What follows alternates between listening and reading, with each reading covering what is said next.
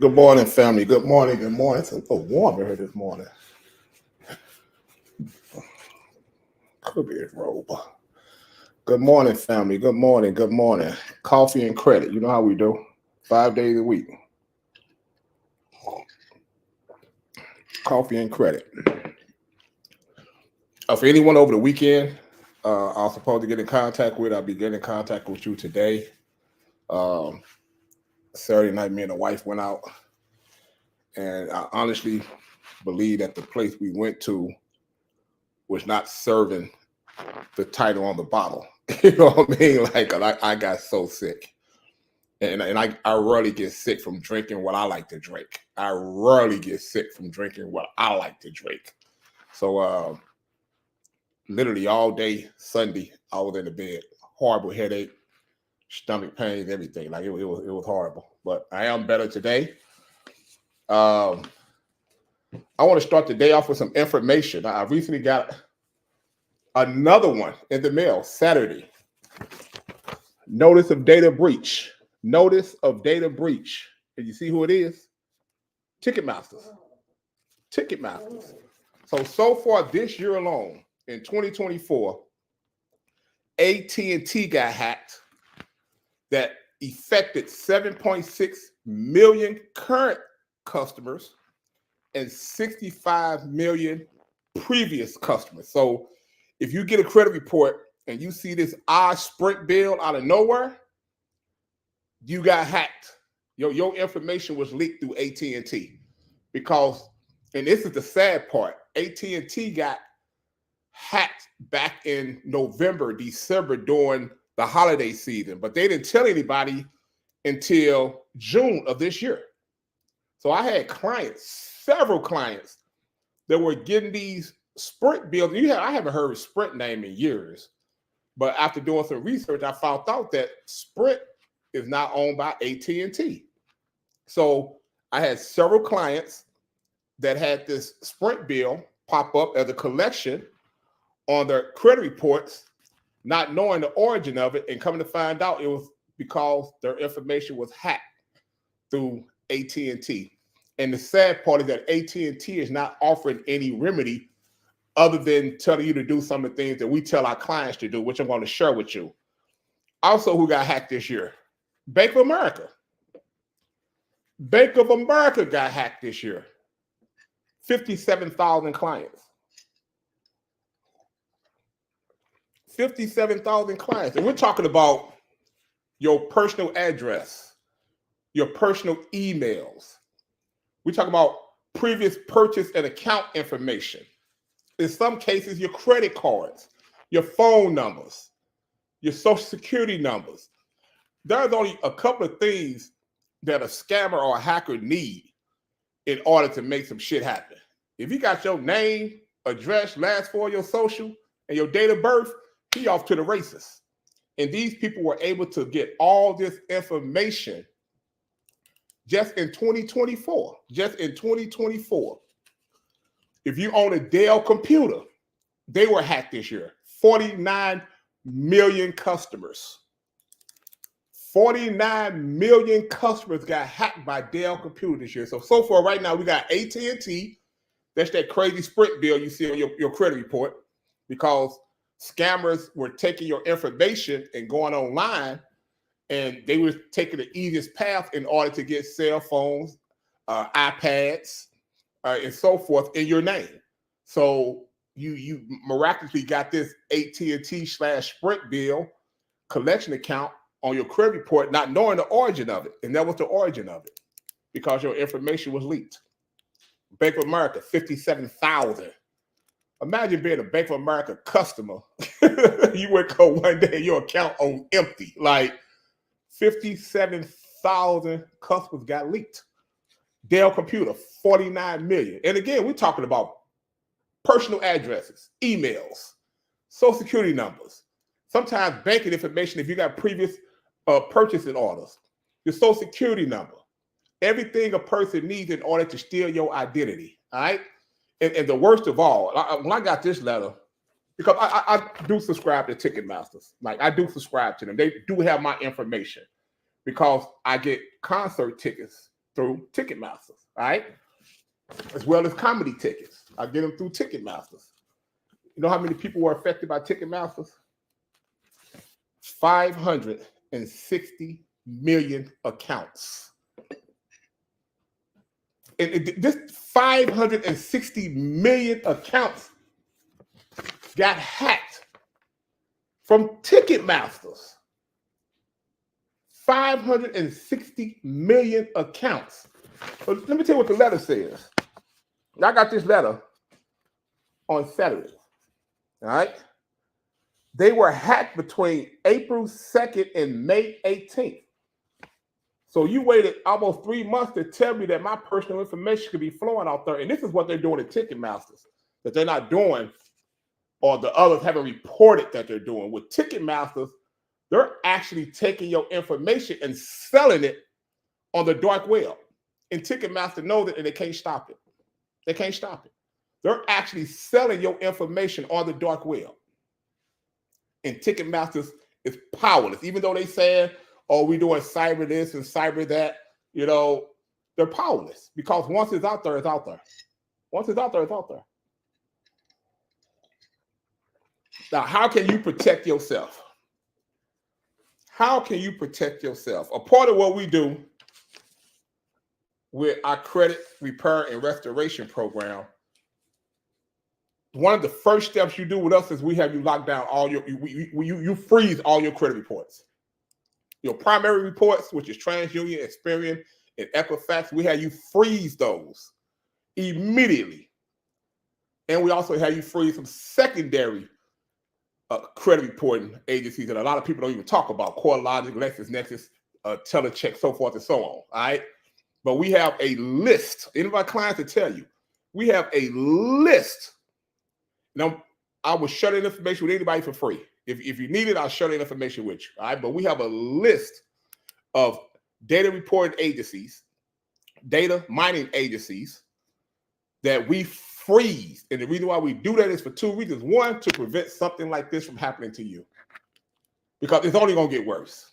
It's only going to get, right now, I'm starting to think that all this should be an inside job now, because it's just, how would all the technology that these billion-dollar corporations supposed to have, that some common hacker in Russia or Atlanta is able to go into your system and take all this information?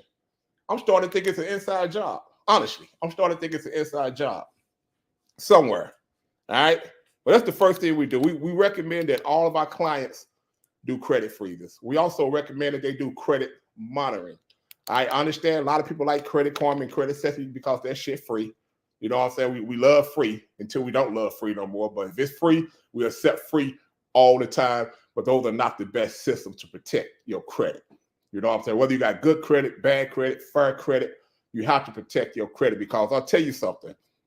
Once you get hacked, first of all, whoever leaked your information, they really trying to help you, because you will never get in contact with the person that can help you.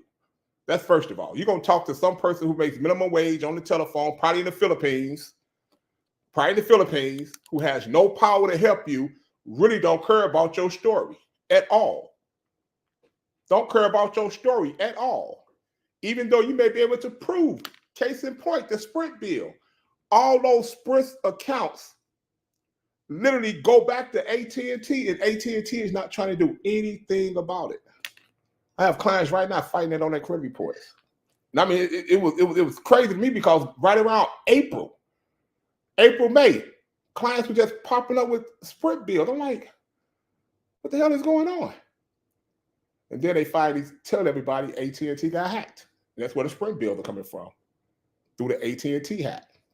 So now, how many people are going to be actually affected by the Ticketmaster hack?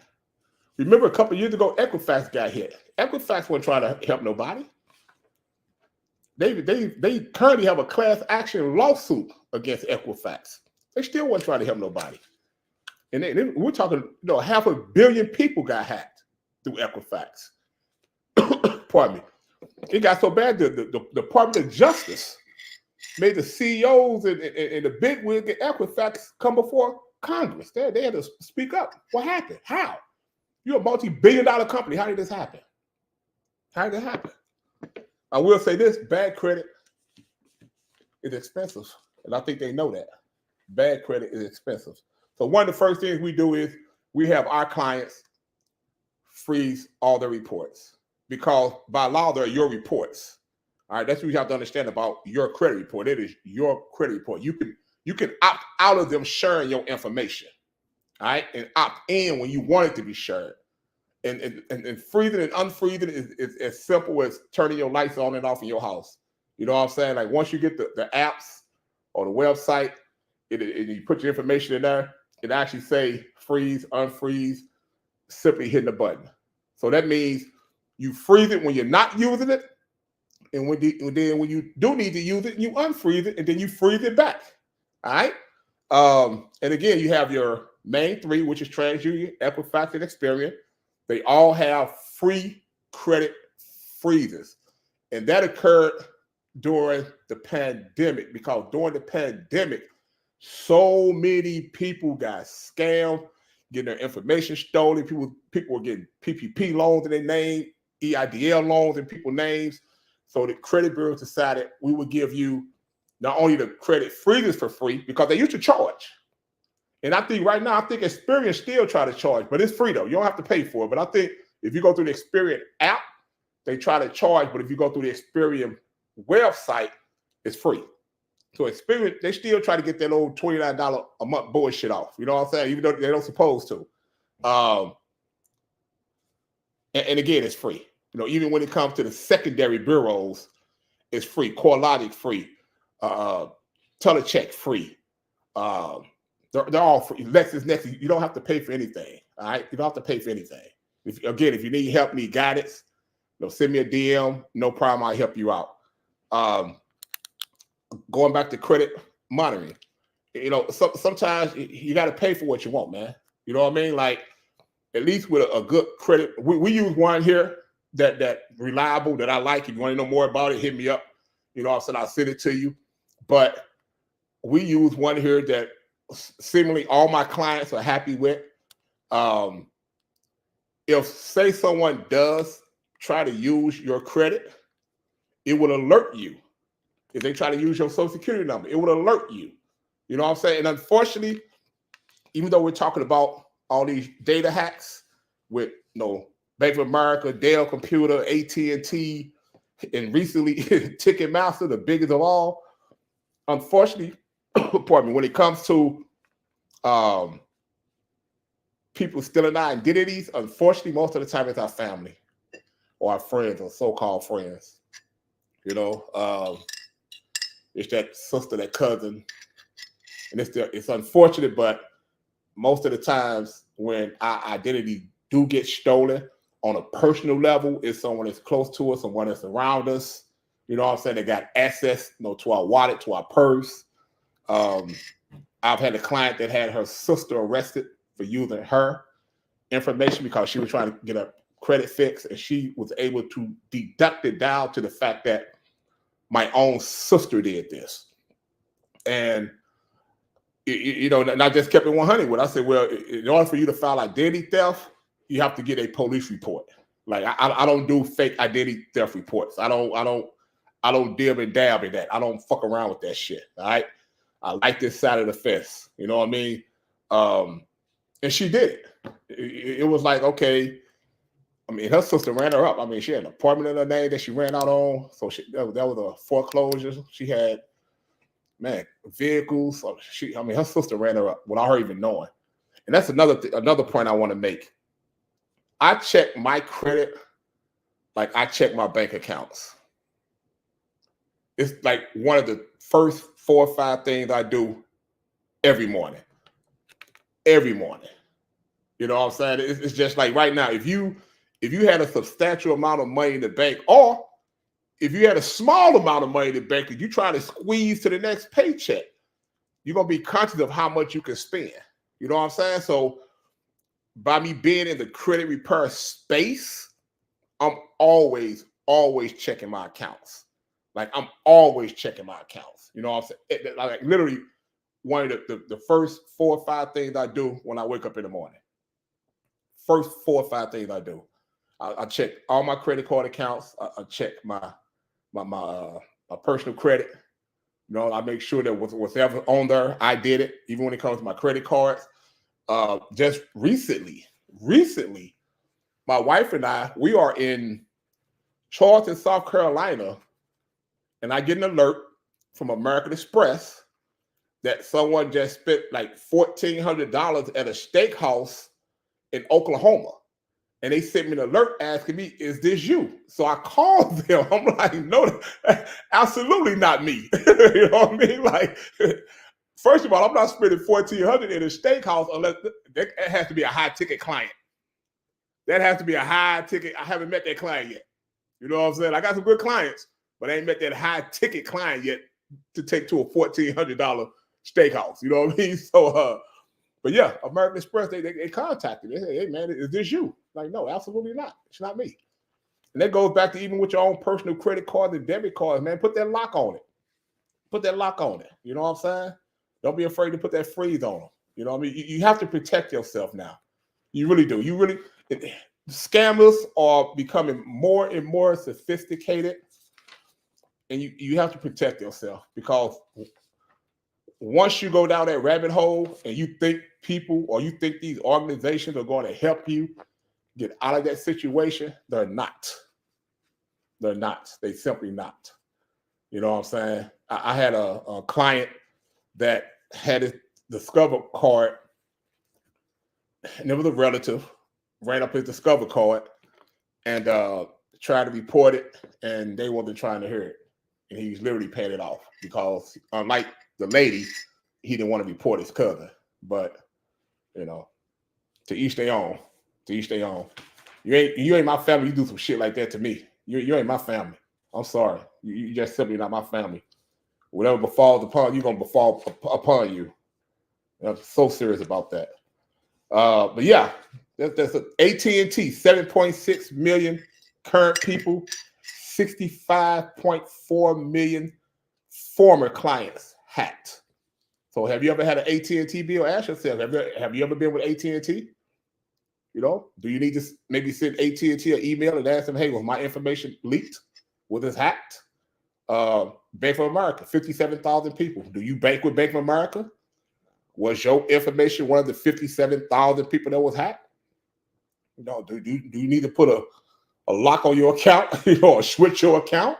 You know, those are questions that you should be asking. Dell computer. I don't use Dell. You know, I'm an Apple guy. You know what I'm saying? I don't use Dell. But Dell computer, 49 million subscribers hacked. And guys, we're talking about personal addresses. Oh, imagine this here. Because this happens. Someone gets your information, and all of a sudden you get all these bills coming to your address. And you can't figure out what's going on. And instead of you just doing some simple research, trying to figure out, okay, why am I getting this bill for this or this bill for that? You ignore it. And then 4 or 5 months later, all those bills turn into collections accounts. So now it's a fight. Because it used to be a time during credit repair, it could get done like 6 months, 8 months. Now it's taking a year, 18 months. And don't let anyone tell you different. All that old 24-hour credit sweep bullshit, and you'll see results in 31 days. Yeah, you may see a point or two, or they throw a trading line. It's all kind of tricks to this shit, man. But don't let nobody lie to you. You know what I'm saying? Like, it ain't going to get done in 90 days. It ain't going to happen. That's cap. I've been doing this long enough to know. And I'm talking about, we know several methods. You know what I'm saying? Several methods. And it simply ain't happening. It's not. You know, it used to be a time to where you could get on the phone and call the bureau and be like, hey, look, take this address off, take this phone number off. This is a misspelled name. I need you to correct all this information for me. Now they're gonna send you an affidavit. You got to fill out an affidavit. You got to, you know what I'm saying? You got to go through all kind of shit for your credit report. So you should want to protect that information. Because once it's out there, you are seriously fucked up.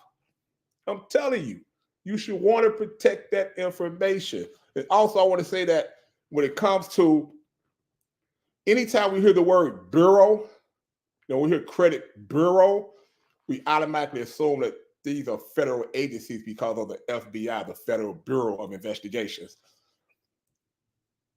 These credit reporting agencies, credit bureaus, they're not federal agencies. All right, they're actually regulated by the Fed, but they're not federal agencies. You know what I mean? So when a collection company calls you and they threaten to sue you or things like that, there are actually laws against intimidation. All right, and you can sue them. There are laws that govern collection companies. There are laws that govern the credit agencies, the bureaus. All right, there are laws that govern them. Those are privately held billion-dollar companies, and their job is to strictly share your information. That's what their job is. Their job is to share your information with potential lenders, potential creditors, potential providers. That's all they do. They determine your credit worthiness. That's what their job is to do. All right. That's what they get paid to do, and they get paid handsomely to do it. And going into 2025, it's going to be more and more difficult to gain good to excellent credit because of a new scoring system that's getting ready to come out. Currently, right now, if I get a client and he gets a late payment, right? And late payments are like the worst. That you can lose 50 to 100 points on a late payment. I seen a guy on Instagram the other day saying the credit bureaus tricked us into thinking that making on-time payments increase our score. That's not true. Cap. It's true. Like quit listening to these people, man. Do your own research, man. We got AI right now, right? We got a thing called AI. AI is smart as fuck. AI is smart as fuck. You could type anything in that motherfucker, you're going to get an answer. So quit falling for the bullshit, man. It's too much information out there. There's no reason for you to say, I don't know. You know what I'm saying? You got the answers right there in your fingertips. You know what I mean? Like, it's right there in your fingertips. Like, there is no reason in 2024 and beyond for anybody to say, I don't know. Even when it comes to credit repair. You don't have to pay me to do it. You don't have to pay anybody to do it. You can do it yourself. You got AI. Only difference between me doing it and you doing it, I do this full time. I have no other job. This is my job. This is my passion. You know what I'm saying? This is what I love to do. I love to see lives change. I'm consistent as opposed to you. You may have a family with children, a job, maybe two jobs. Like, you just don't have the kind of time freed up to do the research and do the work behind it. I do. That's the only difference between me doing it and you doing it. That's you can read a book. It ain't that difficult. It ain't that difficult. It's just like when you pay a consultant. You pay consultants to navigate through the shit that you don't want to run into, the problems you don't want to run into, because most consultants already been down that road. They've been down that road. So they can navigate you through the storms, through the rocks in the ocean. They can navigate you through that shit. And that's the same thing with us. You know what I'm saying? It's just that we have a proven system. It works, and we have integrity, and we don't lie to people. You know what I'm saying? Like, we do not lie to people at all. Not at all. So, yeah, I wanted to bring that to your attention this morning, discussing the data breach. Also, to let you know that these credit reporting agencies are not federal agencies. They're actually governed by the feds. I want to say after the economic bust in 2008, when they was giving a lot of people subprime loans and balloon loans, and the whole housing market crashed and banks crashed. And if you pay attention to what's going on overseas with a lot of banks shutting down, and it's like 56 banks in the U.S. that's on the list to get shut down, we may be headed that way again. But I say that to say this here. After the economic crisis in 2008, the feds got together and said, look, we have to regulate these corporations that's doing this shit so this don't happen again. And out of that was born what's called the Consumer Financial Protection Board. And part of the oversight that the Consumer Financial Protection Board has is collection companies and the credit reporting agencies, right? Or credit bureaus. And I don't know how old some of you guys are, but back in the day, and some of you know this, back in the day, when you went to rent a center, you get a computer or some furniture from them, they would ask you, give us 2 next of kin. First of all, they had your employer. They would call your employer, verify your employer. Then they would say, give us 2 next of kin. Then they would call both of them and verify them. Then they would say, give us 5 references of people you know. All right? This is what they were doing. In the event that you didn't pay them, or you moved and you took the furniture or the computer, whatever you was renting from them, rent to own, they will harass the people on that list. And they will harass them so bad with phone calls. They was calling people jobs looking for you. They will harass them so bad to the point to where that individual will force you to either get that shit back or call them people, make some payment arrangement, like do something. But the CFPB is the reason why those practices stop. You know, collection companies used to call your job. They will ask to speak to your supervisor. They would tell your supervisor your business. Well, hey, look, you know, he owes this amount of money. This is the kind of people you got working for you. They owe money. Like they was relentless. Like they was the harassment. They would call you at 6 a.m. You know what I'm saying? So the CFPB got together with a list of guidelines and said, look, you can't do this anymore. Now, do they still do it? Yes, they do.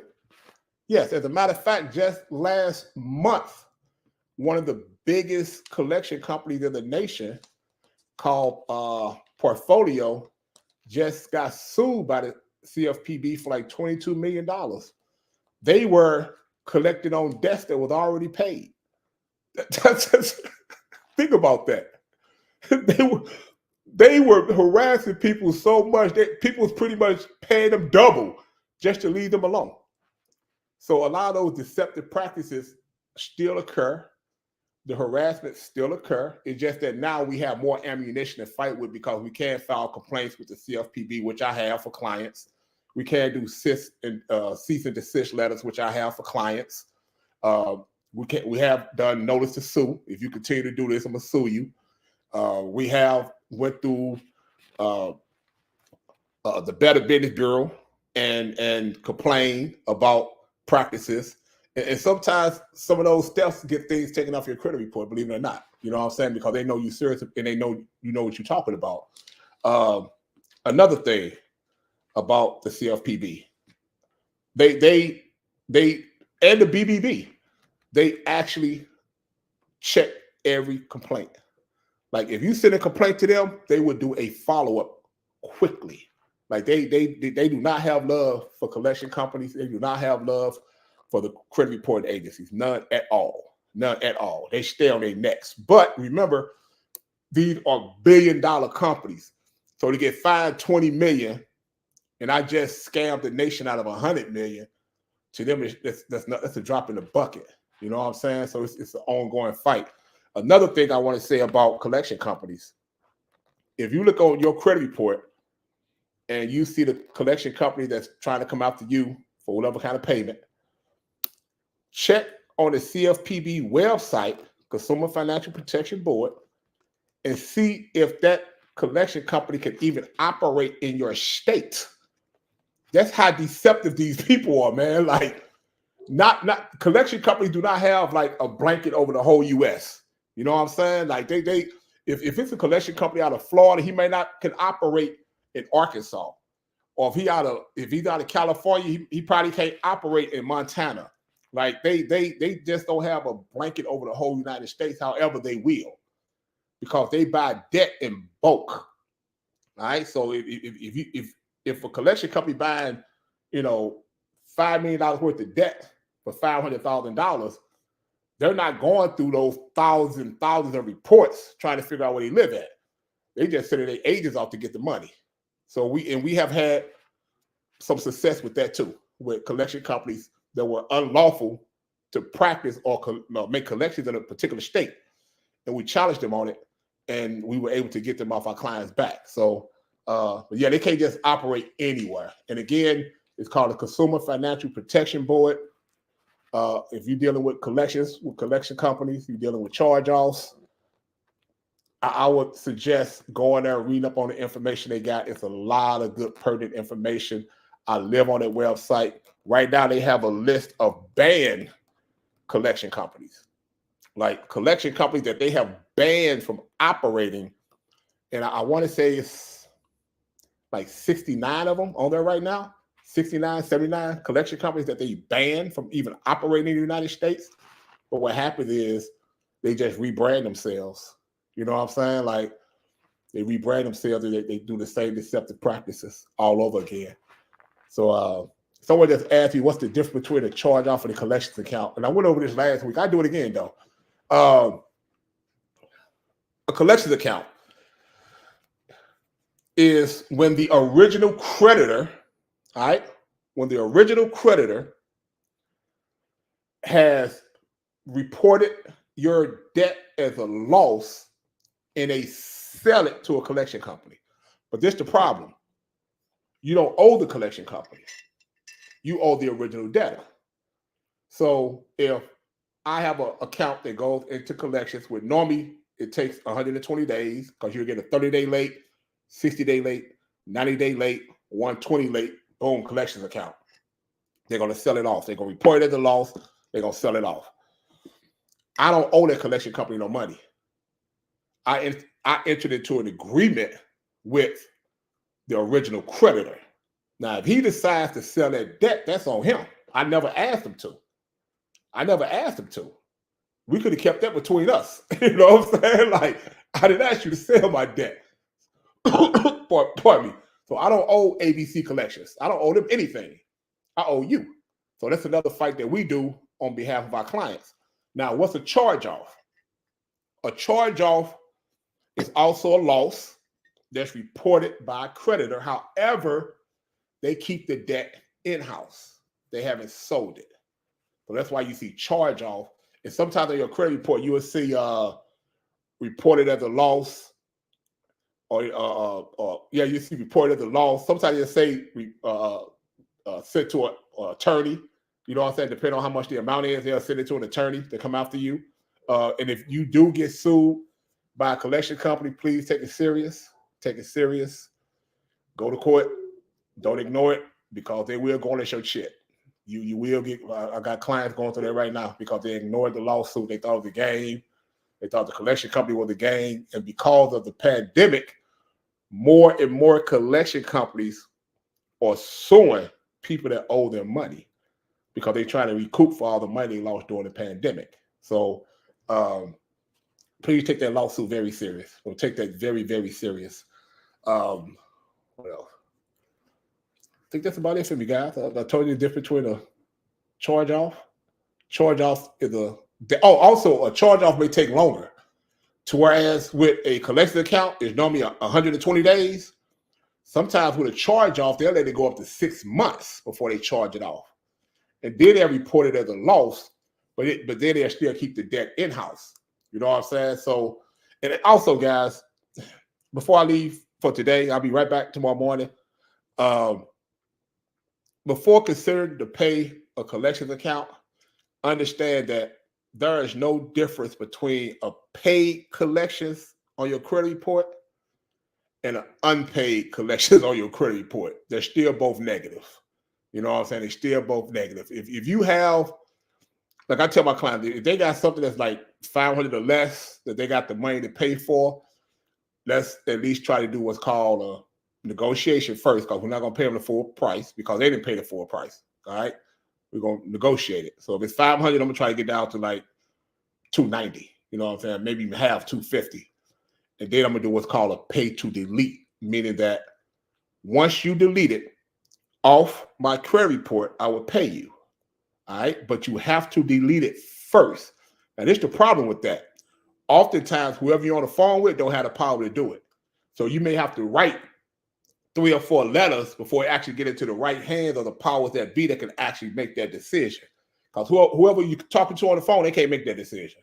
All right? Understand that. That's the first wave of whatever. They have no power. Half of them don't even really.